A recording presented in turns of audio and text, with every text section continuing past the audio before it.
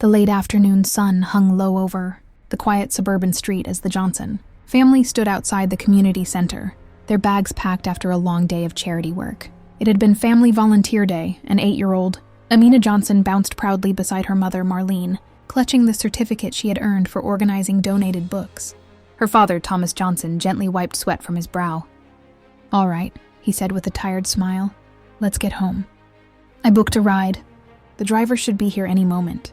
Marlene nodded, lifting Amina onto her hip. "Good, she's exhausted. And honestly, so am I." Thomas checked his phone again. The driver's name, Rick. Car, silver sedan. Ite, arriving now. But there was no car. The street remained still, empty except for a few kids riding bicycles across the parking lot. Thomas checked again. The screen now read, "Driver arrived." But still, nothing. "Daddy?" Amina asked softly. "Where's the car?"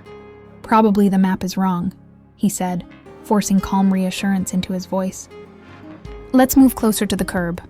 Marlene frowned. "Something feels off."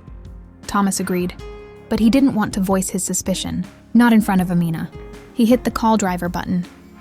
The phone rang, and rang, and rang. Finally, someone picked up, a gruff voice, impatient. "Yeah?" "Hi," Thomas said politely. "This is Thomas Johnson.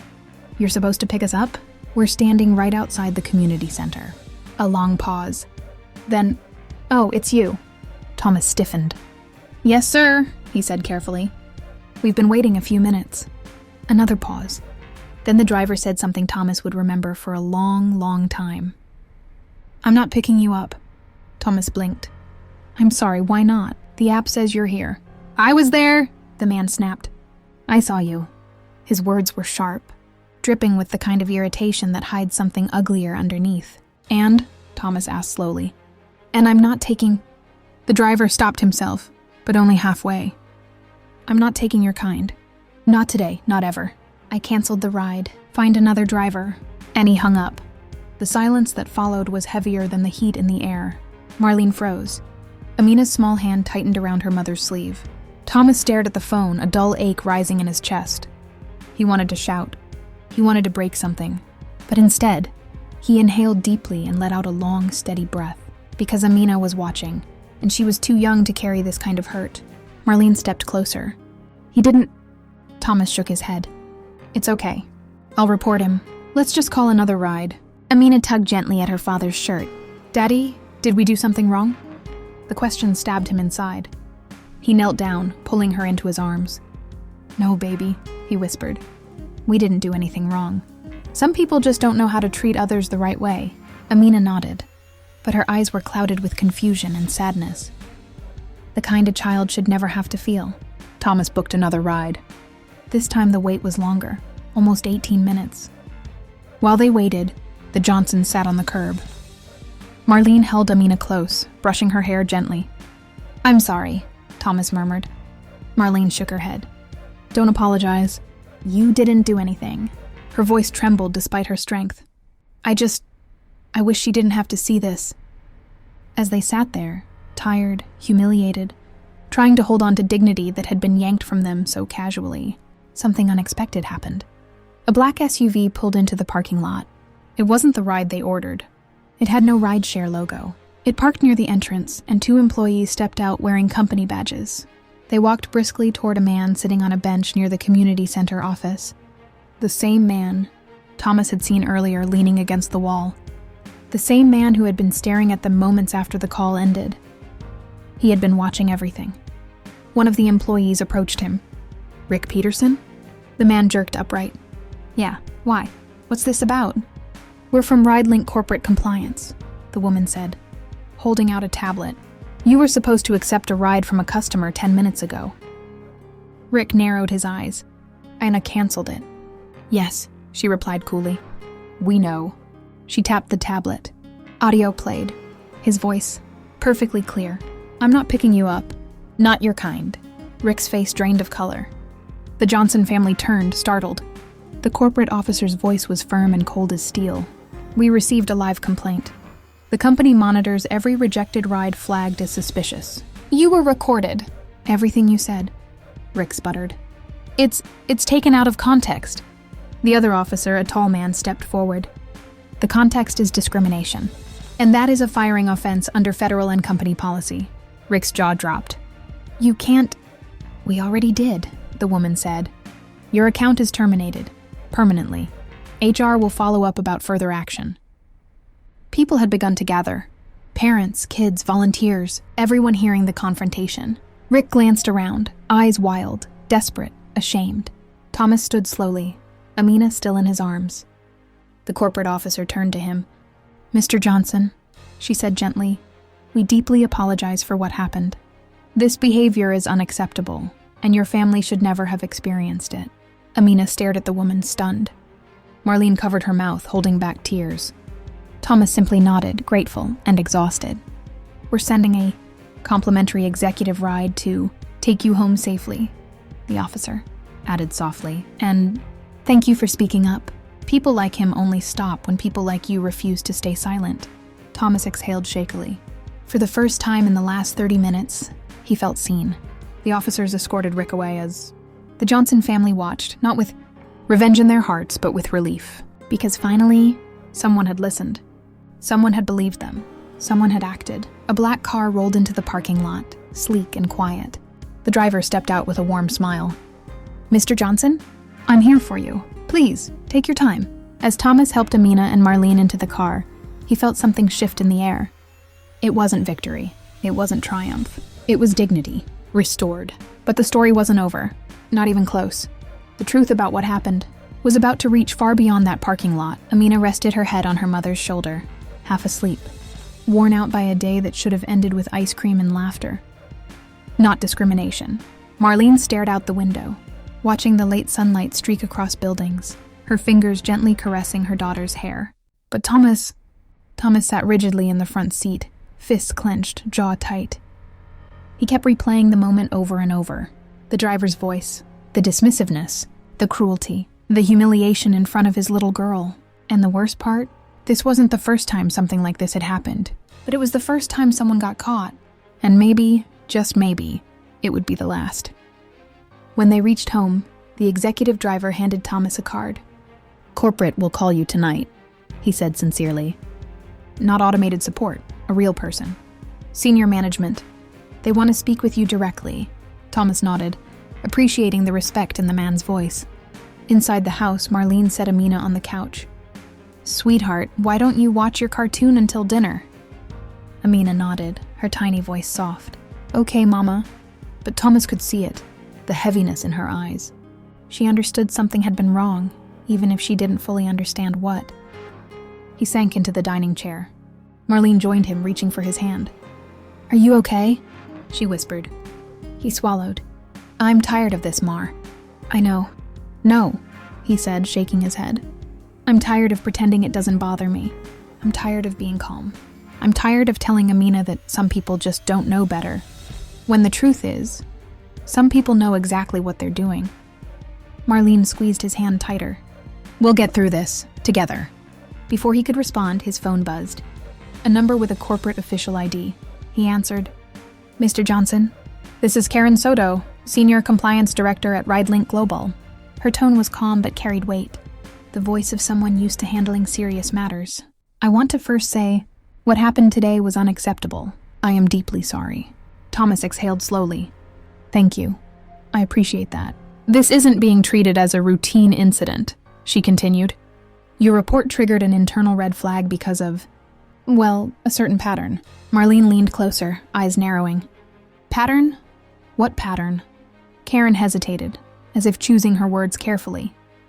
We've had several complaints, she admitted, about this driver, Rick Peterson, over the past 6 months.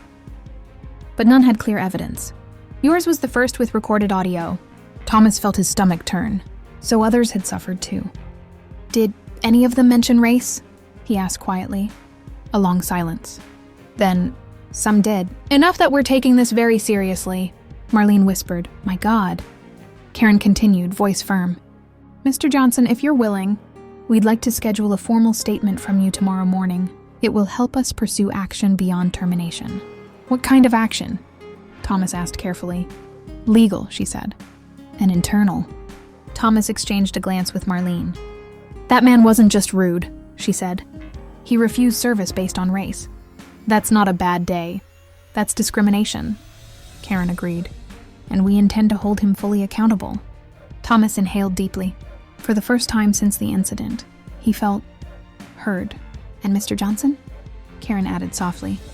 I know this is painful. I know you're exhausted. But thank you for recording the call. You probably didn't know someone else would need that proof, but you gave it anyway. Thomas blinked back, sudden sting in his eyes. He didn't record the call for bravery. He did it because he'd experienced too much not to. After the call ended, Thomas sat quietly at the table. Marlene placed a hand on his shoulder. You did the right thing, but he wasn't so sure. Mar, he said quietly, I don't want Amina growing up thinking this is normal. Marlene nodded, tears gathering in her eyes. It won't be. Not if we fight it. They didn't sleep easily that night. Thomas tossed and turned, replaying every second of the incident. The driver's tone, his daughter's face, the helpless anger burning in his chest. Meanwhile, Marlene held Amina close, as if shielding her from the world. The next morning, Thomas received another call, this time from RideLink Legal Affairs. They wanted him to come to their headquarters. He arrived with Marlene and Amina. A receptionist greeted them immediately. Mr. Johnson, Ms. Johnson, please follow me. It felt strange, being escorted like VIPs. Usually companies avoided families after complaints, but this felt different. The conference room had tinted glass walls and a long table. 3 people entered. 1, Karen Soto, Senior Compliance Director. 2, Daniel Reeves, Corporate Attorney. 3, Jasmine Hale, Public Relations Manager. All 3 shook hands respectfully. Mr. Johnson, Karen said, we want you to know that your complaint has initiated a full internal investigation. And something has already surfaced. Thomas frowned. What surfaced? Daniel, the attorney, tapped his tablet and turned it around. A list of previous rides appeared, all assigned to Rick Peterson. The cancellations were highlighted in red, dozens. Daniel pointed at column after column. Black families, Black customers, Black neighborhoods. Most of his cancellations follow a pattern. Thomas felt his breath catch. Marlene gasped softly. Jasmine, the PR manager, added, he avoided entire communities. He canceled rides the moment he saw certain last names or profile pictures. And in several cases, passengers reported he drove past them before canceling. Thomas felt a wave of nausea. How did no one notice this? Daniel sighed. Because he always had excuses. Wrong address. Passenger didn't show. Unsafe area. But the data tells a very different story. Karen leaned forward, and your audio finally exposed the truth he's been hiding for months. Amina, sensing the tension, held her father's hand. Jasmine spoke again, voice gentle. We want your permission to take this further. Full corporate action, a public statement, and collaboration with civil rights groups. Thomas swallowed hard. So this isn't just about us anymore. No, Karen said. It's about every family he wronged, every person he disrespected, every right he denied. Thomas looked at Marlene. She nodded firmly. He turned back to them. You have my permission, he said. Do whatever it takes. Jasmine smiled softly. Thank you. And just know, whatever happens next, you helped make it happen. But what Thomas didn't know was that the truth waiting in Section 3 would shake the entire company, far more than he ever expected. Morning light spilled across the city like a fresh start, but for the Star Ride headquarters, it arrived with tension hanging thick in the air. The story had exploded overnight. The complaint the family filed, along with clips from nearby CCTV, had made its way to upper management faster than anyone expected. This wasn't a small misunderstanding. This wasn't just another customer service issue. This was a scandal, a public one. By the time Evelyn Carter, the company's regional service manager, stepped into the conference room, she already had the full report printed in front of her. As she sat down, she replayed the footage on her tablet again. And again. There was the driver, Carl, slowing down, looking directly at the family, waiting on the curb, before pressing, his foot on the gas and speeding away. There was the family standing there, bags beside them, 2 little kids holding their mother's hand, confused at why a driver would stop, then suddenly flee. Evelyn closed her eyes. Her jaw tightened. She knew that look on the driver's face. It wasn't fear. It wasn't confusion, it was disgust, the kind born from old. Ugly beliefs people pretend don't exist anymore. Her heart sank, and her chest tightened with a mix of disappointment and anger. As a black woman herself, Evelyn had eaten enough of that poison growing up. But this time, she wasn't just someone who had to endure it. She was someone with the power to do something about it. A soft knock on the door pulled her from her thoughts. "Ma'am, the family is here," her assistant announced. Evelyn stood, fixed her jacket, and forced her breath to steady. She didn't want emotions to cloud her professionalism. But as the mother and her 2 kids stepped inside, emotions were exactly what hit her first. The children looked exhausted from the ordeal, but it was the mother who carried the emotional weight of it all. Her eyes were steady but tired, the eyes of someone who'd had to stay strong for too long. "Good morning," Evelyn said gently, gesturing for them to sit. "Thank you for coming. I know yesterday was difficult." The mother introduced herself as Monique Rivers. Her voice was soft, polite, but the pain underneath was impossible to miss. "My kids didn't understand why the car left," Monique said quietly. I told them maybe the driver got a call, or maybe he didn't see us. I didn't want to tell them what I know in my heart." She swallowed hard. "But they're not stupid. My daughter asked me, 'Mom, did he leave because of us?'" Evelyn felt something tighten deep inside her. A memory, a flash. She too had once asked her own mother that same question, after a shopkeeper had followed them around like shadows. Her mother's forced smile still haunted her. "I'm sorry you had to go through that," Evelyn said, her voice thick but controlled. "But I promise you, this won't be swept under the rug." Monique nodded, a single tear slipping down her cheek before she quickly wiped it away, hoping the kids wouldn't notice. But they did. Kids always do. Evelyn continued. "We've reviewed the footage. The driver made a deliberate choice, one that violates our values, our rules and basic human decency. He will be held accountable." There was a knock at the door again. "Ma'am," the assistant said carefully, "the driver is here for his meeting." Evelyn nodded. "Send him to the waiting room." She turned back to the family. "You're welcome to stay and hear what happens. Or I can call you afterward," she offered. Monique exchanged a glance with her kids, both of whom nodded without hesitation. "We want to stay," she said firmly. The driver walks in. 15 minutes later, Carl entered the room. He walked in with the swagger of someone who believed he had already won.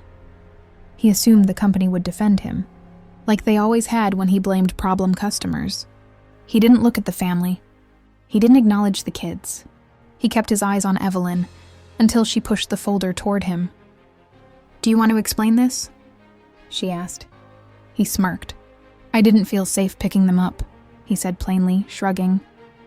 "Look at them." The silence that followed was colder than winter. Monique's little boy squeezed her hand. Her daughter looked away, lips trembling. Evelyn's face didn't move, but her voice dropped several degrees. "Carl, this is the part where you realize your reason isn't just unprofessional. It's discriminatory," he scoffed. "You people always make things about race." The kids flinched. Monique's eyes filled, but she held her chin high. Evelyn stood up slowly. "Carl, you violated policy, caused emotional harm, damaged our reputation, and refused service to paying customers based on your own prejudice." Her voice sharpened. "You're terminated, effective immediately." His face turned red. "You're firing me over them?" he spat.